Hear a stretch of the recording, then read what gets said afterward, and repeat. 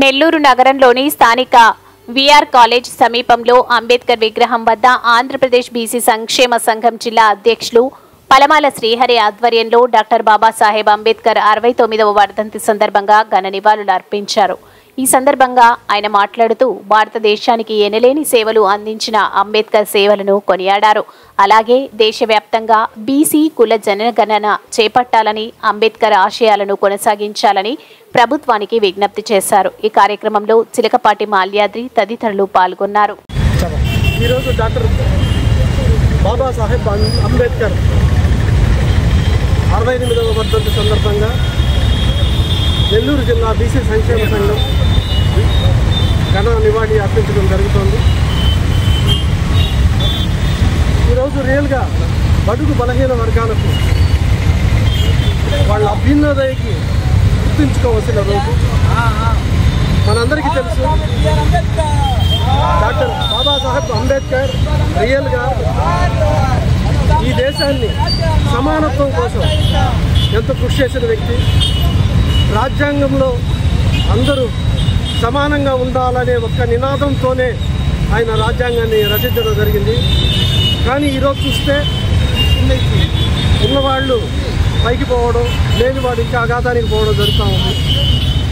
మరి నేను మన బీసీ సంక్షేమ సంఘం కుల జనగణనే గట్టిగా పట్టుకొని ఉంది. రీసెంట్గా నిన్న మొన్న మా రాష్ట్ర అధ్యక్షులైనటువంటి కేసరి శంకర్రావు గారు ఢిల్లీలో ధర్నా చౌక్ దగ్గర ధర్నా చేపట్టడం జరిగింది. ఇప్పటికైనా కూడా బడుగు బలహీన వర్గాలు ఎదగాలి అనేది ఇంకా రావాల్సిన ఆవశ్యకత ఎంతైనా ఉంది. దానికోసంగా అసలు పాపులేషన్లో బడుగు బలహీన వర్గాలు ఎంతమంది ఉన్నారు? యాక్చువల్గా ఎస్సీ ఎస్టీలకి అయితే ఎవ్రీ 10 years చేస్తున్నారు, కానీ బీసీలకి చేయట్లేదు. కాబట్టి ఇమీడియట్గా మా రిక్వెస్ట్ గవర్నమెంట్కి ఏంటంటే, స్టేట్ గవర్నమెంట్ కానీ సెంట్రల్ గవర్నమెంట్ కానీ ఇమీడియట్గా కుల జనగణన చేసి ఎవరు ఎంత ఉన్నారో అని బయట పెట్టాల్సిన ఆవశ్యకత ఎంతైనా ఉందని మేము ఈరోజు డిమాండ్ చేస్తున్నాం. ఆంధ్రప్రదేశ్ సంక్షేమ సంఘం నెల్లూరు జిల్లా ప్రధాన కార్యదర్శి.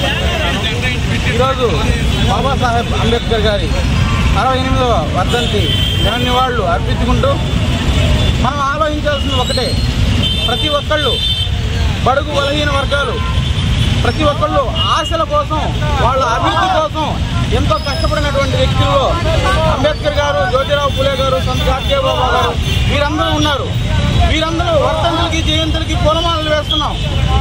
వారు చేసినటువంటి సేవల గురించి, ఆ సేవల్లో హక్కుల గురించి ఎంతో వాళ్ళు పోరాడారు.